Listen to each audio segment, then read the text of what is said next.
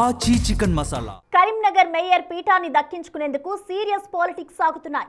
Magic figure కి సమీపంలో ఉన్న బీజేపీ ఎలాగైనా పాగా వేయాలని ప్రయత్నాలు చేస్తుంటే కమలానికి చెక్ పెట్టేందుకు అధికార కాంగ్రెస్, ప్రతిపక్ష బీఆర్ఎస్లు కొత్త ఎత్తులు వేస్తున్నాయనే టాక్ ఇప్పుడు పొలిటికల్ హీట్ పెంచింది.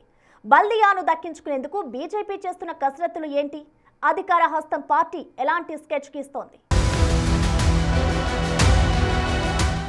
కరీంనగర్ మున్సిపల్ కార్పొరేషన్ లో రాజకీయాలు రంజుగా మారాయి. మేయర్ స్థానం దక్కించుకునేందుకు సరిపడా బలం ఏ పార్టీకి పూర్తి స్థాయిలో దక్కకపోవడంతో కరీంనగర్ పాలిటిక్స్ ఇప్పుడు ఇంట్రెస్టింగ్ గా మారాయి. మొత్తం 66 డివిజన్లకు గాను 30 స్థానాలు గెలుపొంది అతిపెద్ద పక్షంగా అవతరించింది బీజేపీ. కాంగ్రెస్ 14, బీఆర్ఎస్ 9, ఎంఐఎం 3 స్థానాలు దక్కించుకున్నాయి. ఇక మిగిలిన 10 స్థానాలను రెబల్స్, ఇండిపెండెంట్లు కైవసం చేసుకున్నారు. 30 స్థానాలు సాధించినప్పటికీ బీజేపీ మ్యాజిక్ ఫిగర్ కి 4 సీట్ల దూరంలోనే నిలిచిపోయింది.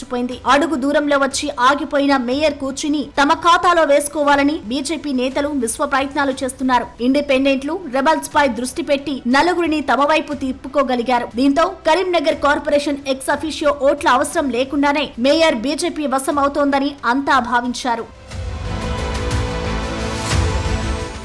ముందు కాంగ్రెస్ తో టచ్ లో ఉన్న 2 ఇండిపెండెంట్ కార్పొరేటర్లు చివరికి బీజేపీలో చేరారు. కేంద్ర మంత్రి బండి సంజయ్ సమక్షంలో 17, 39వ డివిజన్ కార్పొరేటర్లు కాషాయ కండువా కప్పుకున్నారు. దాంతో బీజేపీ బలం 32కు పెరిగింది. అయితే బీజేపీ తమ బలం 34కు ఉందని ప్రకటన చేసింది. బీజేపీకి 3 ఎక్స్ అఫీషియో మెంబర్స్ ఉన్నారు. MP Bandi Sanjay, Karimnagar MLA Gangula Kamalakar, Manakondur MLA Kavvampalli సత్యనారాయణలకి ఓటు హక్కు ఉంది.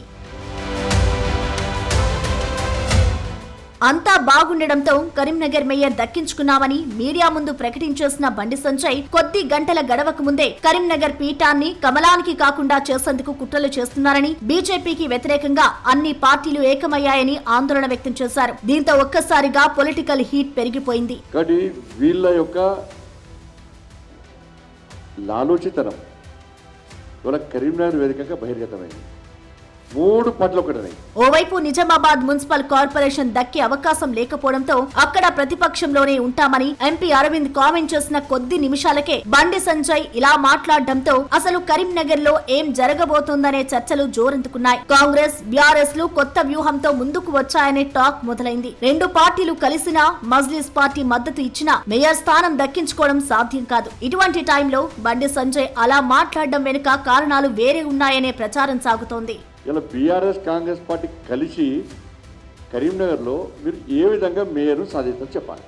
మీకున్న సంఖ్య ఎంత, మీరు ఎట్లయితారు? ఎక్స్ అఫీషియో అన్నారు.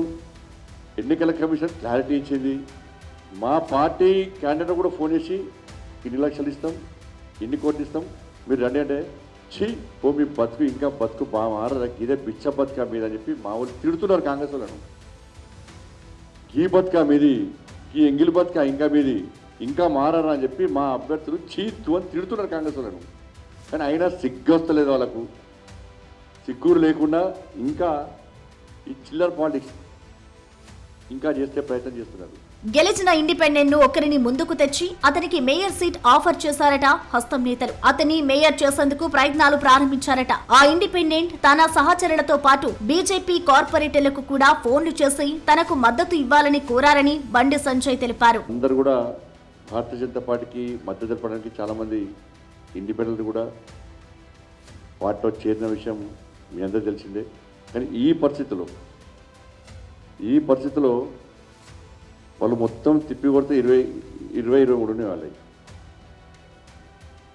కాంగ్రెస్, బీఆర్ఎస్, ఎంఐఎం మాదేమో మ్యాజిక్ ఫిగర్ దాటింది. మరి ఈ టైంలో ఎట్టి బస్సులో భారతీయ జనతా పార్టీని మేయర్ కానివ్వద్దు అని చెప్పి ఈ 3 పార్టీలు ఒకటే. బీఆర్ఎస్, కాంగ్రెస్ ఓపెన్ గా ఏకమైతే బదనామయ్యే అవకాశం ఉందనే కొత్త ఎత్తులు వేస్తున్నారని ఆరోపిస్తున్నారు బీజేపీ నేతలు. అందుకోసం ఇండిపెండెంట్ ను ముందు పెట్టి అతనికి 2 పార్టీలు మద్దతు ఇస్తే సరిపోతుంది. రాజకీయంగా కూడా తాము ఇద్దరం కలవలేదు అని చెప్పుకోవచ్చనే ప్లాన్ వేశారని అంటున్నారు. అదే జరిగితే నిజామాబాద్ లో బీఆర్ఎస్ సభ్యున్ని కాంగ్రెస్ లో చేర్చుకుని బీజేపీకి మేయర్ స్థానాన్ని దక్కకుండా చేసిన సీన్ కరీంనగర్ లో రిపీట్ అవుతుందా అనే సందేహాలు తలెత్తుతున్నాయి. మరి ఈ వ్యూహంలో ఇండిపెండెంట్లు అందరూ కలుస్తారు మారుస్తారా? ఆర్థికంగా పెద్ద మొత్తంలో అవసరమయ్యే ఈ ఇండిపెండెంట్ వ్యూహానికి నిధులు ఎవరు సమకూర్చుతారు? ఆచరణలో ఇది సాధ్యమేనా అనే అనుమానాలు కూడా తలెత్తుతున్నాయి. మరి కరీంనగర్ మున్సిపల్ కార్పొరేషన్ లో గంట గంటకు మారుతున్న పొలిటికల్ సమీకరణాలు ఏ టర్న్ తీసుకుంటాయో చూడాలి.